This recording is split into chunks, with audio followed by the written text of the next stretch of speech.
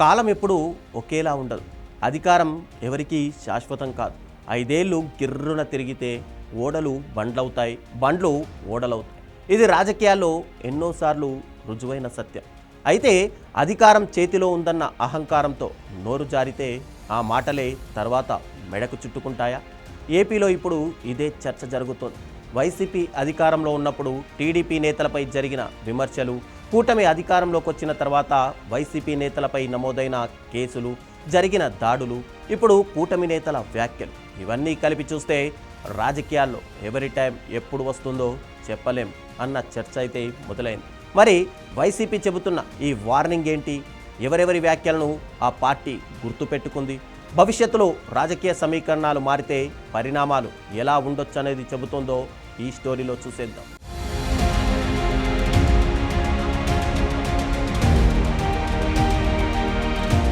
Power is temporary, politics is permanent. అధికారం చేతిలో ఉన్నప్పుడు రాజకీయ నాయకుడి మాటకు, వ్యవస్థలో బలముంటుంది. కానీ అదే అధికారం పోయిన తర్వాత పరిస్థితి మారిపోతుంది. ఇది చరిత్ర చెప్పిన రాజకీయ పాఠం.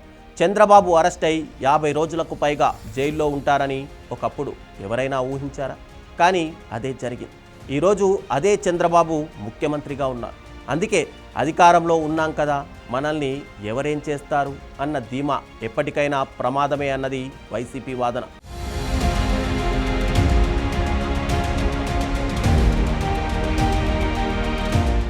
ఇప్పుడు వైసీపీ ఫోకస్ చేస్తున్న అంశం వ్యక్తిగత దూషణలు. జగన్పై, ఆయన కుటుంబ సభ్యులపై, వైసీపీ నేతలపై కూటమికి చెందిన కొందరు నేతలు చేసిన వ్యాఖ్యలను ఆ పార్టీ గుర్తు చేస్తోంది. టీడీపీతో పాటు జనసేన, బీజేపీకి చెందిన కొందరు నేతలు కూడా హద్దులు దాటుతున్నారన్నది వైసీపీ ఆరోపణ. అయితే ఇది కేవలం మాటల యుద్ధంగా ముగుస్తుందా? లేక భవిష్యత్తులో రాజకీయ పరిస్థితులు గనక మారితే ఇదే వ్యాఖ్యలు తిరిగి వారి ముందుకొస్తాయా అన్నది ఇప్పుడు అసలు ప్రశ్న.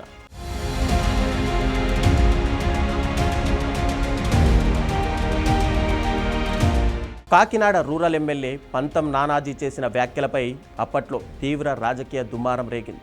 ఆ వ్యాఖ్యలపై జనసేన అధినేత పవన్ కళ్యాణ్ స్పందించిన తీరు కూడా చర్చనీయాంశమైంది. వైసీపీ మాత్రం ఇలాంటి వ్యాఖ్యలను ప్రోత్సహించడం సరికాదు అని విమర్శించింది. ఇక్కడ వైసీపీ లెక్కేంటంటే, ఇప్పుడు ఒక నాయకుడు చేసిన వ్యాఖ్యలు రేపు పార్టీకి రాజకీయంగా ఇబ్బందిగా మారొచ్చు. అధికారం మారితే అదే మాటలపై రాజకీయ, న్యాయపరమైన ఒత్తిడి రావచ్చని ఆ పార్టీ నేతలు హెచ్చరిస్తున్నారు. ఇటీవల కుప్పంలో జరిగిన పరిణామాన్ని కూడా వైసీపీ ఇదే కోణంలో చూస్తోంది. వైసీపీ ఎమ్మెల్సీ భరత్పై అభ్యంతరకర వ్యాఖ్యలు చేసిన బీజేపీ యువమోర్చా నాయకుడు తర్వాత క్షమాపణలు చెప్పడం, పార్టీ పదవికి రాజీనామా చేయడం రాజకీయ చర్చకు దారితీసింది. వైసీపీ మాత్రం దీనిని నోరు జారిన తర్వాత పరిస్థితి అర్థమైంది అన్న ఉదాహరణగా చూపిస్తోంది. ఇదే తరహాలో మిమిక్రీ ఆర్టిస్ట్ రావి నూతల సునీల్ కూడా జగన్కు క్షమాపణ చెప్పిన ఘటనను వైసీపీ ప్రస్తావిస్తోంది.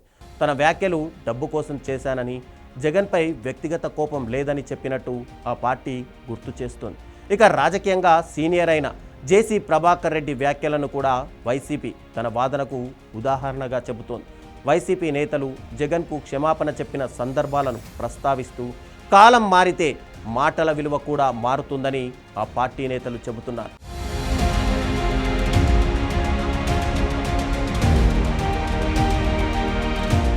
మరోవైపు సోషల్ మీడియాలో యాక్టివ్గా ఉండే కొందరు వ్యక్తులపై కూడా వైసీపీ దృష్టి పెట్టింది అనే ఒక చర్చ అయితే ఉంది. జగన్, వైసీపీ నేతలపై నిరంతరం వ్యక్తిగత విమర్శలు చేస్తున్న వారిని పార్టీ తన డిజిటల్ నెట్వర్క్లో రికార్డ్ చేస్తుంది అనే వాదన వినిపిస్తోంది. ఇక రాజకీయ పార్టీలకు అనుకూలంగా పనిచేస్తున్న మీడియా సంస్థలపైన కూడా వైసీపీ తీవ్ర విమర్శలు చేస్తోంది. అధికారంలో ఉన్నప్పుడు తమకు అనుకూలంగా ఉన్న మీడియా, అధికారం మారితే అదే మీడియా ఎటువైపు వెళ్తోందో అన్న ప్రశ్నను లేవనెత్తుతోంది.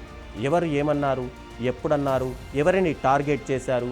వైసీపీ నేతల వాదన ప్రకారం ఇప్పుడు జరుగుతున్న ప్రతి పరిణామాన్ని పార్టీ గుర్తుపెట్టుకుంటోంది. జగన్ కుటుంబంపై చేసిన వ్యాఖ్యలు, వైసీపీ నేతలపై చేసిన వ్యక్తిగత ఆరోపణలు, ఇళ్లపై జరిగిన దాడులు, కేసులు, రాజకీయ వేధింపుల ఆరోపణలు, ఇవన్నీ భవిష్యత్తులో రాజకీయంగా లెక్కలోకి వస్తున్నాయని చెబుతున్నారు. అయితే ఇక్కడే అసలు ప్రమాదం ఉంది. ప్రతీకార రాజకీయాలు. ఒక ప్రభుత్వం వచ్చి ప్రత్యర్థులపై కేసులు పెడుతుంది. మరో ప్రభుత్వం వచ్చి గత ప్రభుత్వ నేతలపై కేసులు పెడుతుంది. ఇలా అధికార మార్పు ప్రతిసారి పాత లెక్కలు తీర్చుకునే వేదికగా మారితే ఇక ప్రజాస్వామ్య వ్యవస్థ ఎటు వెళ్తుంది అనేదే అసలు ప్రశ్న. కేసులకు కౌంటర్కు మరో కేసా? ఏపీలో రాజకీయ వాతావరణంపై ఇదే అతిపెద్ద ఆందోళన. రాజకీయ ప్రత్యర్థి అంటే శత్రువు కాదు, కానీ అధికార పోరులో వ్యక్తిగత దూషణలు పెరిగితే, కుటుంబ సభ్యులను రాజకీయాల్లోకి లాగితే, మీడియా కూడా రాజకీయ ఆయుధంగా మారితే ఆ తర్వాత వెనక్కి రావడం కష్టమే. ఎందుకంటే ఈరోజు అధికారంలో ఉన్న వ్యక్తి రేపు ప్రతిపక్షంలో ఉండొచ్చు. ఈరోజు ప్రతిపక్షంలో ఉన్న వ్యక్తి రేపు అధికారంలోకి రావచ్చు. కాలం ఎవరి కోసం కూడా ఆగదు.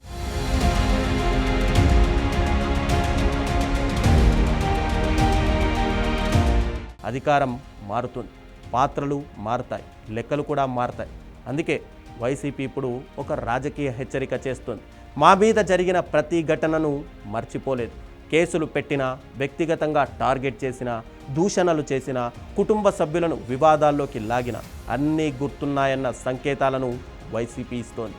అధికారం తిరిగి వస్తే చర్యలు తప్పవని కొందరు వైసీపీ నేతలు మాట్లాడుతున్నప్పటికీ అది కూడా మరో ప్రశ్నను లేవనెత్తుతుంది.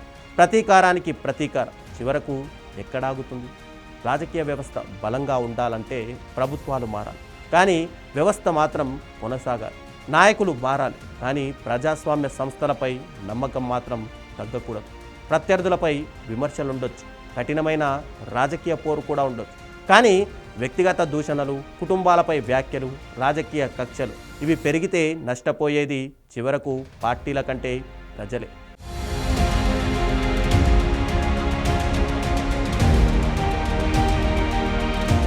అధికారం శాశ్వతం కాదు, మాట మాత్రం మిగిలిపోతుంది. ఏపీ రాజకీయాల్లో ప్రస్తుతం వినిపిస్తున్న అతిపెద్ద మెసేజ్ ఇదే. పవర్ ఉంటుంది, పోతుంది, పదవులు వస్తాయి, పోతాయి, రాజకీయ సమీకరణాలు మారతాయి, కానీ ఒక్కసారి నోటి నుంచి వచ్చిన మాట మాత్రం రికార్డుల్లో అలాగే ఉండిపోతుంది.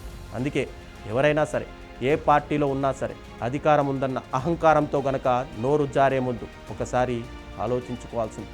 ఎందుకంటే కాలం ఎవరి కొమ్ములనైనా విరిచేయగలదు. కాలం ముందు ఎవరు శాశ్వత విజేతలు కాదు. నోరు జారే ముందు తస్మాత్ జాగ్రత్త అని యువ పొలిటీషియన్స్కు పొలిటికల్ క్రిటిక్స్ సూచిస్తున్నారు. అర్థం చేసుకుంటే వారికే మంచిది. లేకపోతే ఇటీవల కాలంలో జైళ్ల చుట్టూ తిరిగిన వైసీపీ నేతలను ఒక్కసారి జ్ఞాపకం చేసుకుంటే మంచిది అంటున్నారు.